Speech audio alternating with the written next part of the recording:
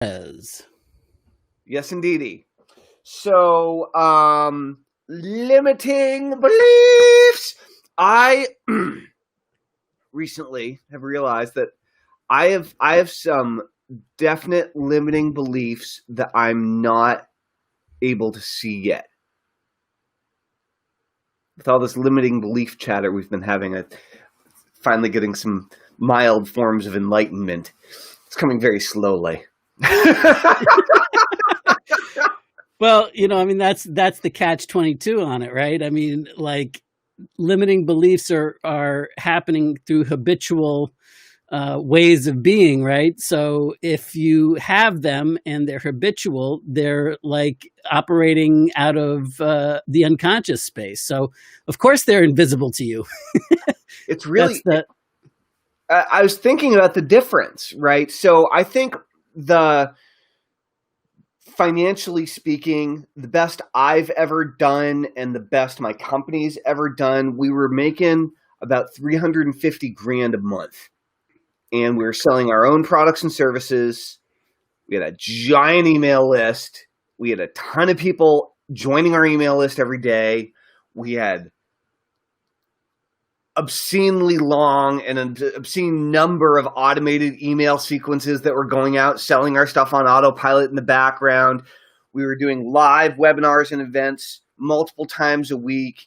I had 35 full-time people, and that was the time I was making 350 grand a month in sales, but I was also had to generate 250 grand a month to keep the lights on, right? Mhm. Yep. And I'm keep the bills familiar paid. with that routine. Yeah. I don't want to go back to that one, but that's a little Fred. That's a little glass ceiling right there, right? And so I was reflecting and thinking about the differences in me and in my life, right? Me and my bubble, right? Whether it's the people I'm spending time with or the way that I'm spending my day or the types of things that I'm spending my time doing, the types of things that I'm thinking, and the way I run my business now and the amount of money I make now and the difference, because there's radical difference, right? Right. And there were, and so I was having a conversation with someone who knows me very, very, very well about this, and that wasn't you. And I posed this question. I was like, what's the difference between, what are some of the differences, positive or negative, right? That are the differences between when we were doing 350 grand a month, month after month after month after month, we were just crushing it, versus where, because right now I'm running a very small team. It's me, my assistant, partnership with Joshua, and occasional freelancers, and then occasionally we'll bring in other percentage partners for certain types of projects, but totally different than managing a 35 person team, right? Yep. And some of the differences were that I was rallying a much larger team of highly motivated individuals who are as motivated and or as skilled and or as experienced doing their thing as I am doing my thing. So working with a team of ultra motivated people, I don't have to like get fired up to like get going first thing in the morning. You know what I mean? Another one was, and in my case, that were people that were essentially employees and strategic partners, right? Another one was that I was constantly working towards specific goal or specific deadline oriented goals, where I was trying to achieve something by specific dates. I constantly had a new finish line that I was chasing after, right? And for me, that gave me a constant bar to increase. And so there are all these other factors. And so I've been thinking about limiting beliefs. We've talked about limiting beliefs in our live streams in the past, and it seems to be a fairly exciting topic for a lot of people. So, and I just recently was reviewing some of the Fred the Flea stuff that we've been talking about so much recently, and he really got me thinking in a new way in the last few days. It's been pretty cool. How so? Cool. Well, what I'm talking about here in terms of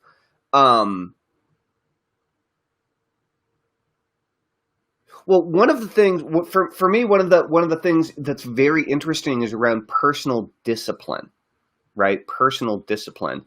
And I find that, like with running, if I want to really have the most energy and I want to be able to win races and I want to be able to feel really good about my running and I want my body to be in great form and I want to go after it. Like, one important thing is that I need a group of people to train with every day who's going to push me.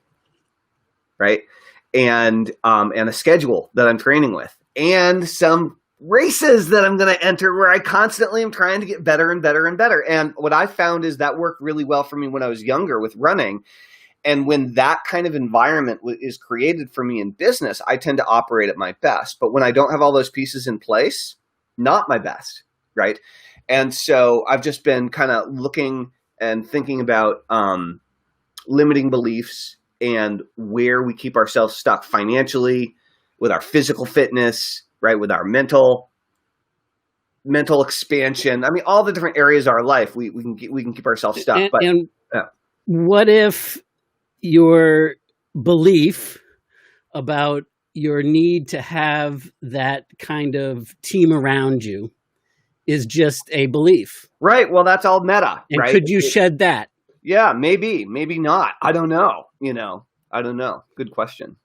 Well, I do think that you don't want to shed that because but you're hanging on to that as a rock solid reality that may or may not be movable. May or may not be. Yeah. I guess for me, what I'm saying is one of those big differences. That's one of the apparent differences. Yeah, but you're looking to go backwards in time as opposed to like what worked then may or may not work now. And what, I don't know how useful that is for moving forward instead of like having a new way of being. I mean, like one of the limiting beliefs or realizations that I've had this week personally is that there were times in my life that I didn't realize that I was operating from and living from the circumstances when I thought that I was living from my vision for what I wanted to have happen. And that, in fact, that not being able to see or not seeing and recognizing that I was living from the conditions and the situation and trying to change and control the situation of what is was actually a limiting belief. And the minute that I was able to see it as such and see, hey, wait a minute, I'm trying to change the situation. Right. And I can't. Right. I can't change the situation. I can't change, even in the moment, I can't change the situation. And any situation that I'm looking at trying to change is in the past. So there's nothing that I can do other than to acknowledge that I'm looking at it. And for me, the eye-opening experience was in that moment to change the situation, which is the same thing as living from the conditions or the circumstances or making your choices from what's, in between there. I was, in fact, limiting myself. That's right. In that moment. That's right. Yeah. I mean, well, and that's one of the tricks about beliefs. Right, we've talked about this before too, is that by nature, all beliefs are limiting, right?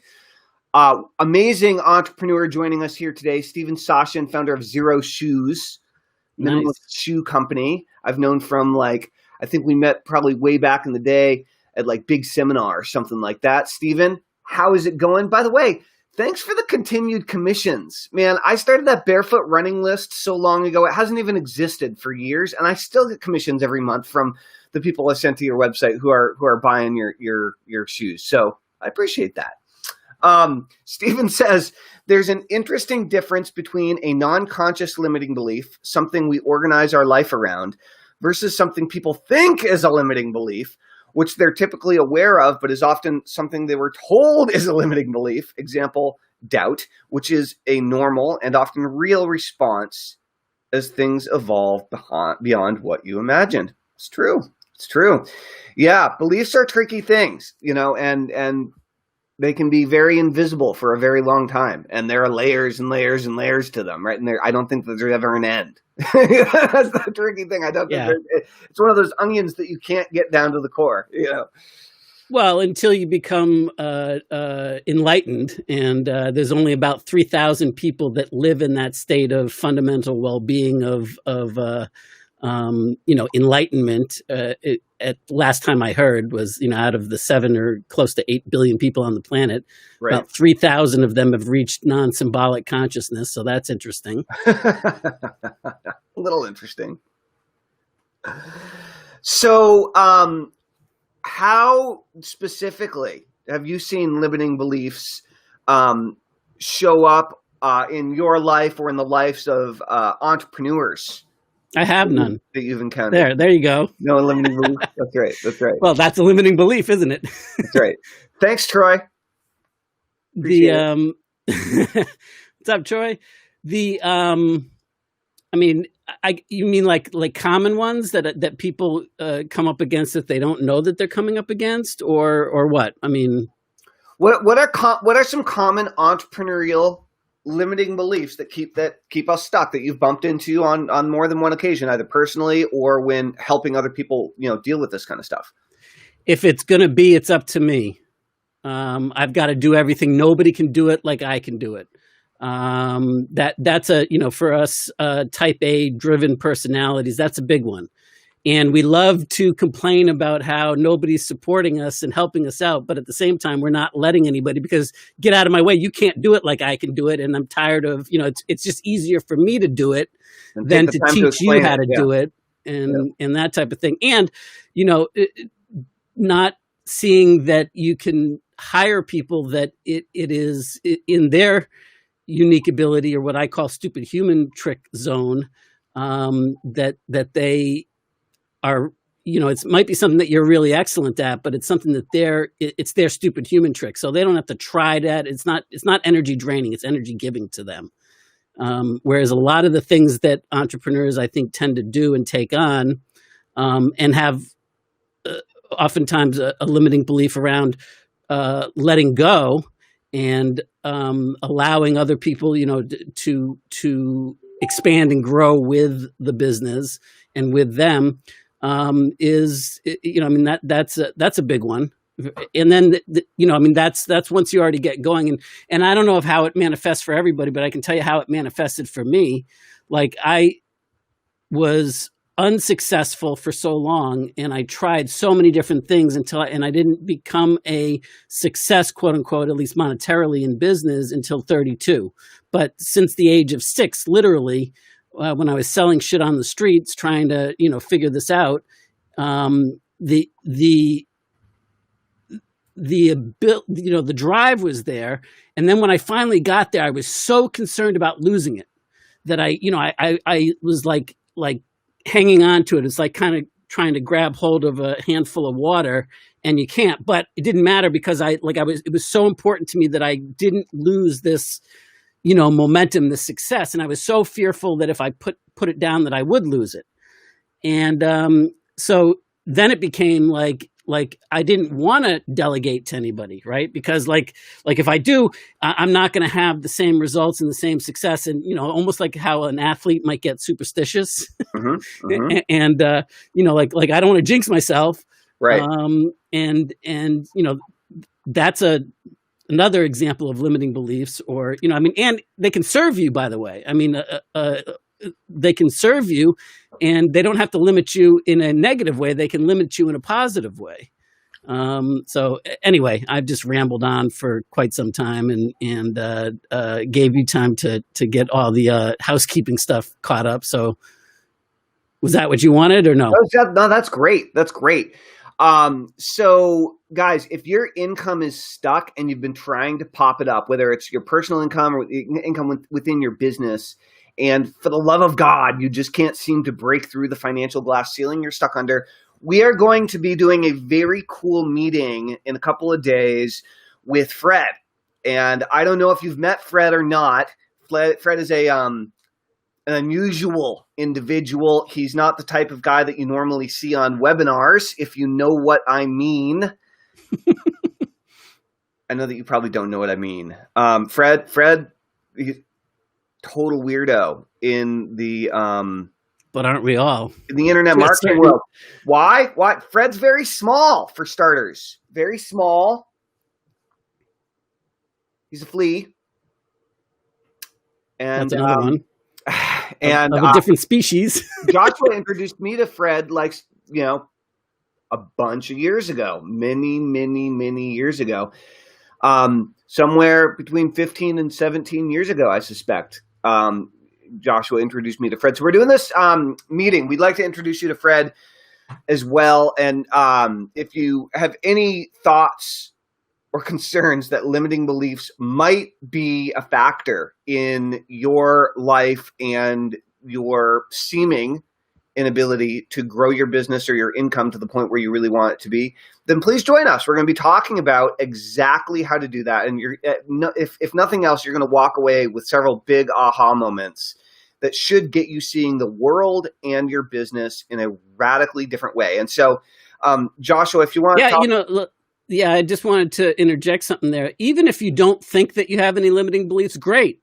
I think that you will find that this will be extremely beneficial, even from that standpoint. It's not like your life isn't working and you're broken and everything's not working, and that's why you need this. No, this is about the distinctions that can improve things, and the principle of the slight edge, and how the little hinges that you make those slight little improvements can swing open big doors of growth and opportunities for you from those minute issues.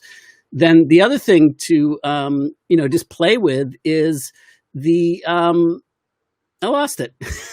There was something that Well, just, I'll tell you, one thing you can play with is this idea of opening a new browser tab and typing in www.etgworkshops.com to register for our training, our private invitation that we're going to have on Tuesday evening, 7 p.m. Eastern, 4 p.m. Pacific. It's going to be Fred, Joshua, myself, you, and a small group of awesome, excited, positive thinking entrepreneurs that are looking to break through to the next level. So go check that out. It's going to be awesome. etgworkshops.com. Put in your name and email address. We'll send you an email. And in that email, there'll be a link. And you'll click on that link at like 6:55 p.m. on Thursday, and you'll be able to join us on Zoom. It's going to be really good. And we're going to be talking all about this. So, Joshua, can you tell us a little bit more about Fred? Well, I introduced myself to Fred and the world to Fred. And when I say the world, I guess when I met him myself back in, it was 1999 when I first met Fred, and he became a focal character in my life. And over the next, next 2 years, 3 years, I actually introduced Fred to well over 5 million people in a very, very powerful way. And it became a centerpiece, what you would call today, Tellman, a mascot. It was a very interesting process. I don't want to spoil too much because I think it's really powerful. I know what I was going to say. That's right. See, I need to figure it out. That's what I'm talking about. That's how it's done. This workshop, it is very different than a typical webinar, typical workshop. If anybody that's joined us before, know that we do things a bunch different. And this is not like some scripted, common presentation with the PowerPoint slides and all of that. Although occasionally we do make some appearances with them, but this is more of like, a kind of intimate conversation in a unique way, and the way that we do these. And that's one of the reasons why we position it as a workshop as opposed to, a typical webinar that we see so often. So it really is, a different experience than I think anything, that you may have been a part of recently. So don't think, it's just another, one of these Zoom calls or another one of these boring webinars. This is a little bit different. It is. And you guys are going to see some really, really, really interesting things. And hopefully you'll learn some really interesting things along the way too. So what types of limiting beliefs have have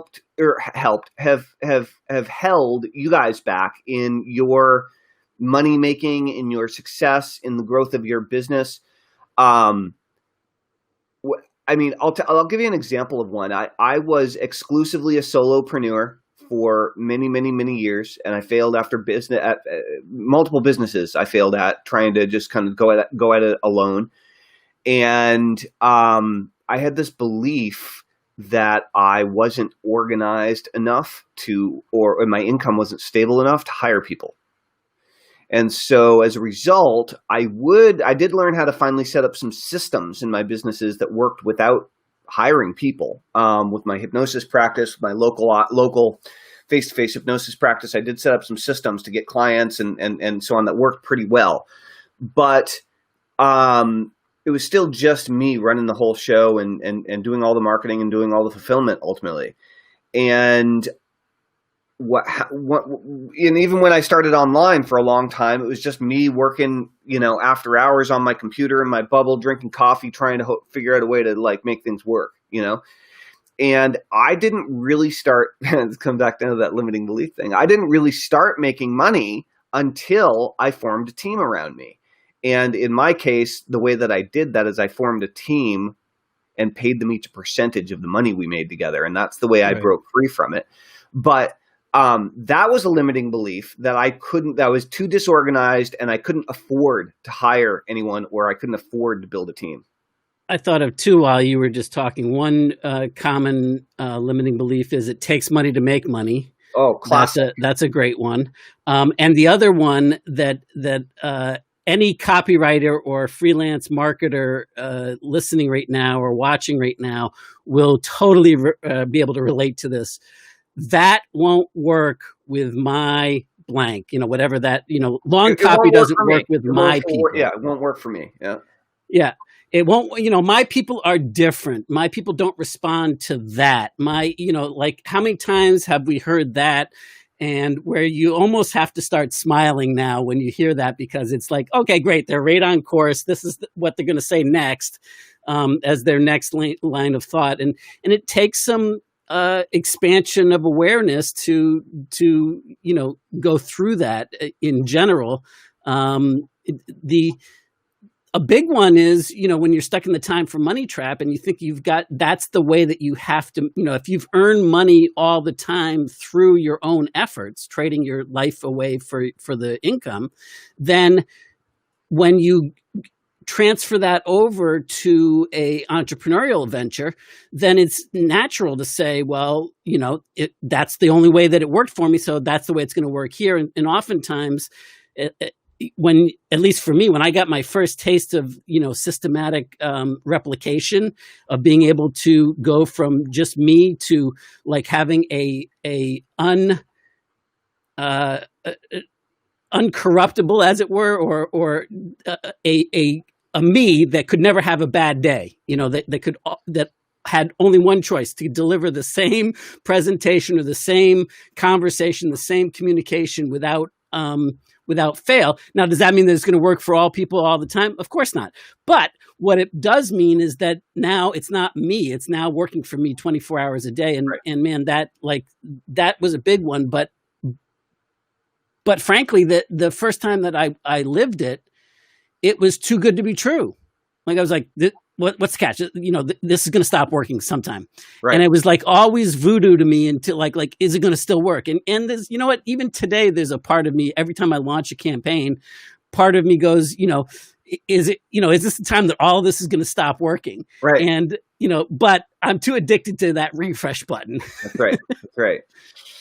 Interesting stuff. Anthony brings up a good one. Guys, if you have the courage to type in any of your limiting beliefs or questions around limiting beliefs as it relates to being an entrepreneur, business owner, and money, please, by all means, type them in, either your questions or your awareness. Oh, Anthony, I just read what you wrote, and God, that's a deep one. That's a good one. I struggled with a similar one like that for years. First, for me, it was well, I'm too young. Then it was, well, until I get more experience, until I have more success under my belt. And for me, the way that took place is well, I have to do the stuff that I don't like to do now. so that I'll have enough success so that then later I can do what I really want to do, because now I'll have the credibility. Right. Right. That's interesting. I've always been pretty arrogant around this one. Like, I honestly, I was just like, oh, of course people will listen to me. I'm smart.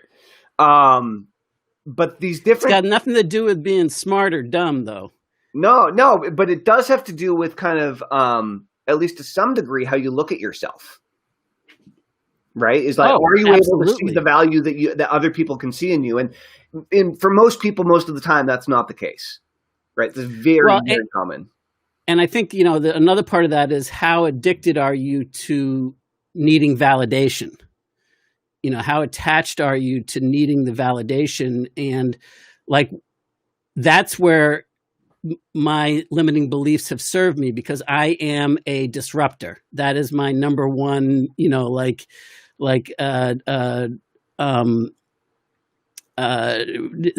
Strength Finders folks did one for entrepreneurs, and my number one strength as an entrepreneur is disturber, disruptor, I think it's called. Right. Yeah, disruptor.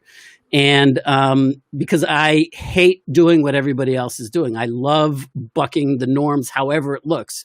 Right. And so what you just said about, so that's where it served me, in terms of like, well, I'm going to it doesn't have to be done that way. I'm going to prove that I can do it my way. Actually, and so that has served me well. But at the same time, there's been times where I've been scared to pull the trigger on my ideas, because I'm looking for somebody outside me to validate it, to say, yes, that's a good idea. When in fact, the only thing that can validate it, as Gary Halbert used to say, is, did they open their wallets and vote with their wallets? That's the only way that you know for sure whether it's valid or not. And so, in other words, get in the game and try some shit out and see what happens, and let the marketing game or the marketplace tell you whether you're on course or off course, and if so, what tweaking needs to happen to either improve the course that you're already on, or to shift slightly to improve the other way. I agree. And, and it's tricky, especially, it's even harder now, I think.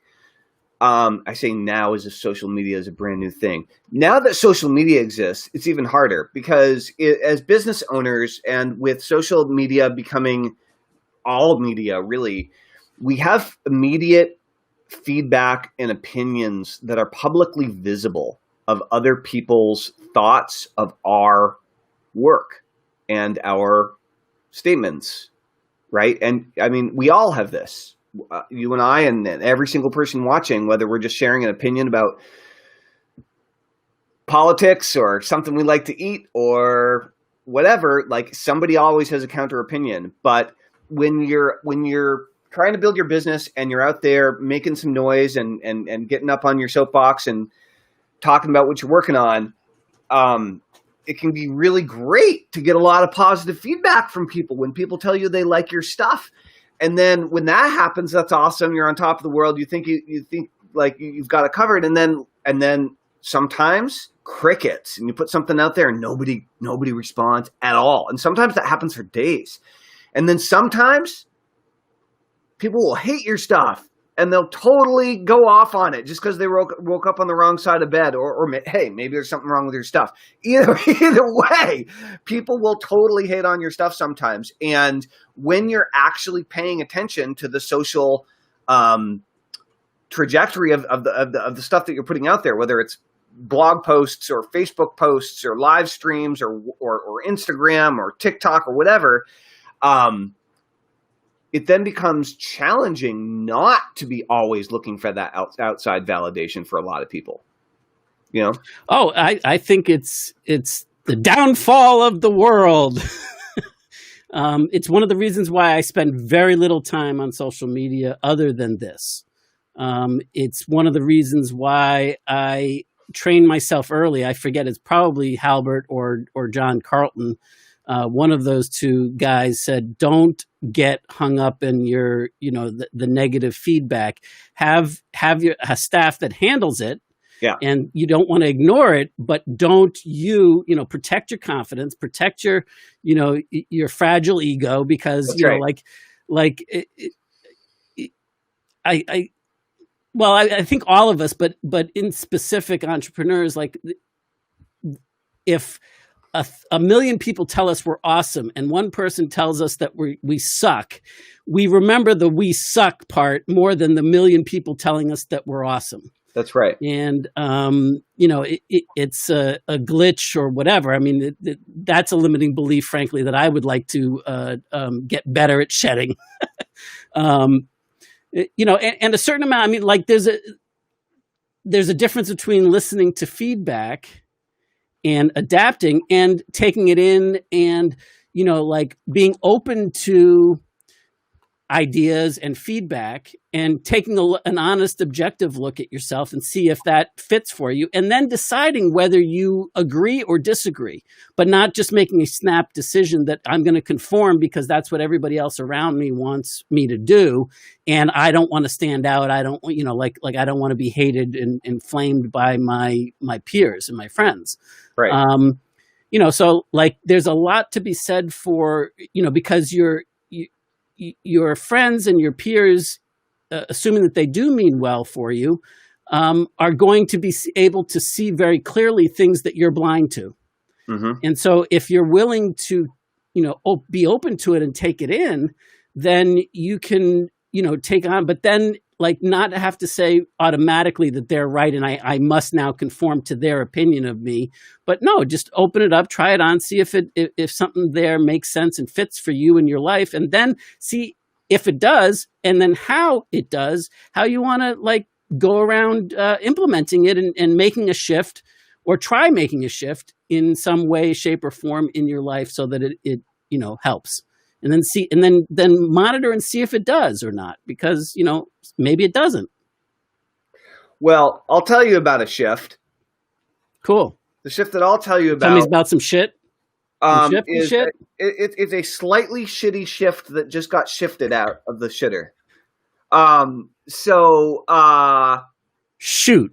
If you have a ClickFunnels page and you duplicate that page for a split test, you have to go back into that page and reconnect your webinar integration, or it breaks. So if you guys just registered for the webinar and you didn't get an email about that, then go back to www.etgworkshops.com and re-register. You might want to even go back there and shift return shift refresh rather your page so that it clears the cookies, because my webinar integration on that landing page was broken a few minutes ago, and I was wondering what the heck was only going on half of them. Yeah. So I encourage you to go back and re-register for that. Either way, just go re-register. And apologies for that little glitch. Snafafooey. Glad we caught it, though. Glad we caught it. It's good news. Yeah, I'm glad we, meaning you, did. Very cool. So we're going to talk about limiting beliefs. One huge limiting belief that I think almost everybody has to overcome at some point somehow is the belief that you actually can start your own business and you can start your own. You can bring a business to success. That you have the ability to be an entrepreneur, you have the ability to be a business owner, and you have the ability to have that freedom in your life and call the shots for yourself, and nobody other than you has to give you that permission. That's a great one. Very important. And it's important to realize that if you didn't grow up around entrepreneurs, if one of your parents or both of your parents weren't entrepreneurs, if you didn't have close friends or family members that were entrepreneurs, then chances are good that everyone around you believes they can't be an entrepreneur or a business owner, and so they assume the same about you. And whether you are an entrepreneur or a business owner now, it doesn't matter. It's just the fact is most people are employees, and they never think bigger than that. And so that's huge. A major limiting belief is just to believe that you can do it. Believe me, that there are so many entrepreneurs of so many different types, skill sets, IQs, skin colors, races, sexes, like every single possible variation. Yeah. Almost. Except like extreme brain deficiency. Like you can do amazing things. You really can. And then another Well, you one. can go out and look for the evidence that will support what you're trying to look for and gather for. I mean, it's there. Like you can find successful people that would be your heroes, that would, that you identify with. And if they can do it, you can do it type thing. Yep. They're out there, especially if you're looking to gather evidence for it. The other thing I think that is a really important thing to get over when you're shifting from an employee mindset into a entrepreneurial rainmaker mindset is that you, like, being successful, making money isn't evil. Right. The two aren't mutually exclusive. In other words, like, if you have a desire to be prosperous and to be abundant and to make a ton of money materially, we see this very often in the spiritual space and in the personal development space. Oh my God. I want to be, I may not be rich, but at least I'm what? Happy. Right. Right. I mean, that's a standard thing. Like, as if you can't be wealthy and happy, as if you can't be successful and serving others. It's like if you've got to be an entrepreneur and you make a lot of money, then you are automatically an asshole. Right. Because all wealthy people are assholes. All people with and power they cheated to get where they are. They're taking advantage of it. They're taking more than they need. Right. These are beliefs that are very deeply rooted throughout almost every culture that exists today. Right. Yeah.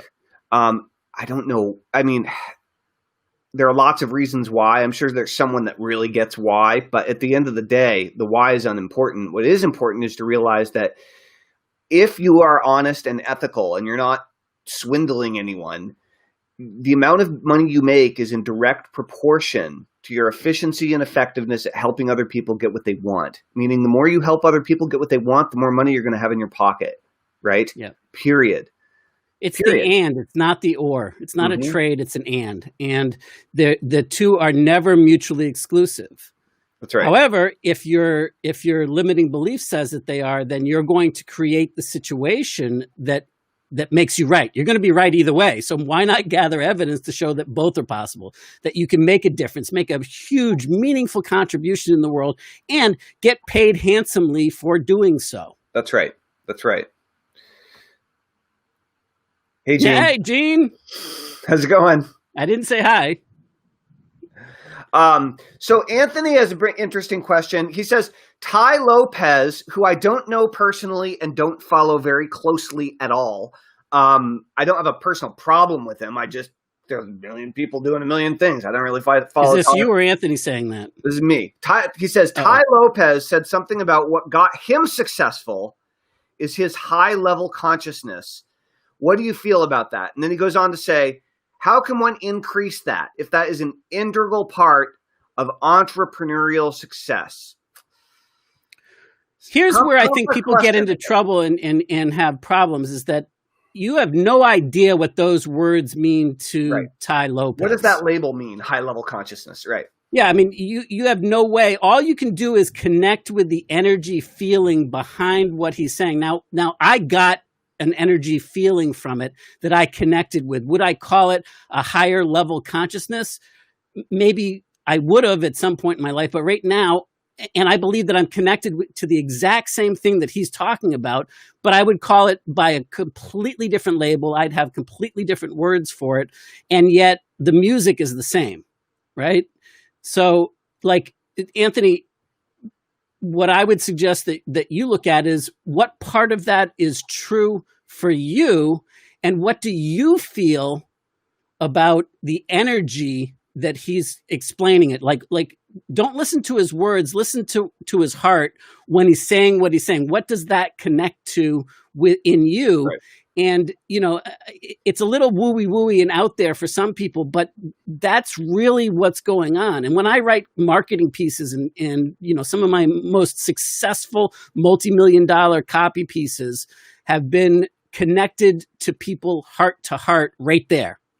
And the words don't matter, which is odd because I write tons of them, so much as the way they are received and the story that people are going to be making up around the words. Mm-hmm. So how can you increase, replace the word higher consciousness with surround yourself with positive people that are going places, that think that there is a possibility bigger than what is right now. How many people in your life are living from their vision, saying, I'm going there.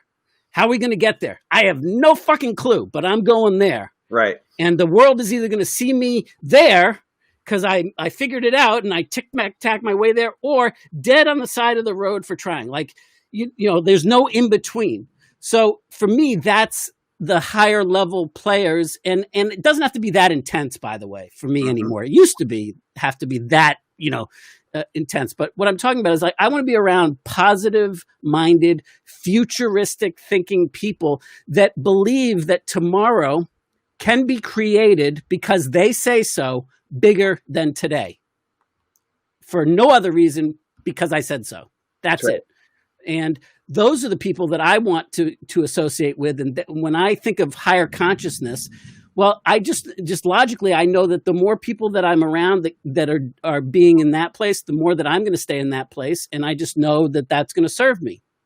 So whatever it is for you, it is for, what's up, Max? Nice to see you, Max. How's it going? Awesome, guys. So yeah, if you want to join us, we're going to go deep on limiting beliefs and exactly what you can do to break through them. We're going to have an incredible training coming up in a couple of days with Fred. www.etgworkshops.com. You can go put in your name and email. This is going to be at 7 p.m. Eastern, 4 p.m. Pacific, Thursday evening. We're going to talk about how to bust through limiting entrepreneurial beliefs to take your income and your business to the next level. It's going to be awesome. You're going to get the chance to meet Fred, and your life is going to completely change forever. Forever. Mark my words. Joshua, is there anything else we should talk about? Is there anything else that's burning in your belly or on your brain in relationship to limiting beliefs today?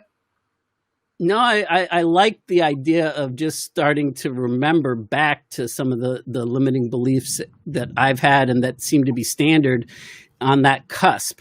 And I like thinking about the cusp between shifting from employee mindset into entrepreneurial mindset, as well as entrepreneurial thinking in the time for money mindset into system type leverage mindsets, because that's a big shift of that there are definite limiting beliefs keeping the entrepreneurs, even the super successful ones, in the time for money trap, and they just don't know how to shift. And there's a limiting belief or two or three that are keeping them there. And I like figuring out the common threads and patterns. So I really appreciate your questions and what you brought up, Tellman. Awesome. And what everybody else shared too. Oh, and I noticed somebody said in a comment somewhere that flew by was imposter syndrome. Oh yeah, I typed that in. That was me. Oh, that was you. Okay. Yeah, like imposter syndrome, I think is a very common in thing to be, particularly in the other in thing these days is being a creator, as opposed to like somehow being an entrepreneur online. An online entrepreneur is evil. And so right. I'm a creator. I'm not an entrepreneur. I'm a creator. Right. That's, right. That's fine. Right. I mean, whatever label you put on it, great. Builder, creator, entrepreneur. That's right. But I think that particularly creative people in general get stuck in that imposter syndrome.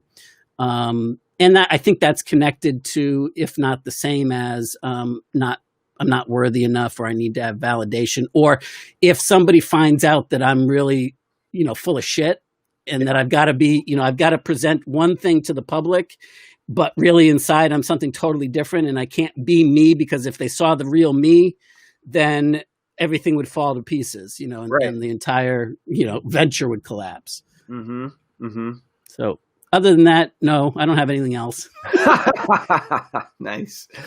All right, guys. Well, if you want to talk more about limiting beliefs and how to break through them, join us for our and how training. to, specific for you too, because we'll leave time for specific Q&A and interactions live that's a little bit more interactive than even what we can do here. Yeah, that's a really good point. Very live, interactive, customized training. So if you show up, it'll be about you, right? This isn't just going to be a slideshow monologue.